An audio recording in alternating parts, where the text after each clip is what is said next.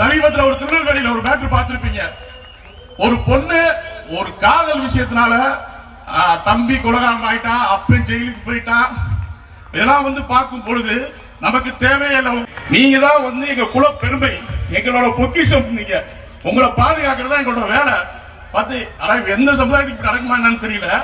ஒரு பொம்பளை புள்ள பண்ண தப்பு ஒட்டுமொத்த சமுதாயத்தையும் குறி வச்சா.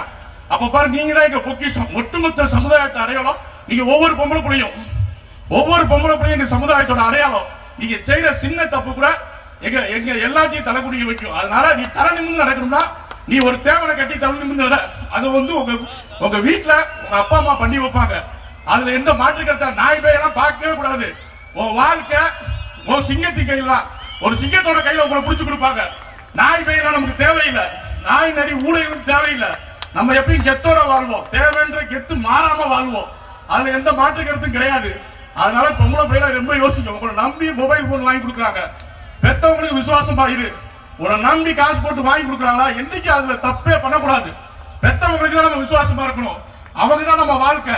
உங்களை 1000 பசங்களுக்கு பேதான் உங்க வாழ்க்கையுமே பெத்தவங்க தான் முடிவு பண்ணி பெத்தவங்க தான் இது பண்ணுவாங்க. இன்னைக்கு இது ஒரு வேத வாக்கா வச்சுக்கோங்க. கடைசி இந்த பிரச்சனை தானவ குலத்துக்கு நாடக காதல் பண்றவங்க கடைசி பிரச்சனையா திருநெல்வேலி பிரச்சனை இருக்கட்டும். இனிமே தேவமாரில் இப்படி ஒரு பிரச்சனை வரக்கூடாது. நம்ம சூழ்நிலை எடுப்போம். ஆச்சி கொழுக்கட்டை மாவு வந்தாச்சு. ஆச்சி கொழுக்கட்டை மாவிற்கு கொழுக்கட்டை அச்சை கேட்டு வாங்குங்கள்.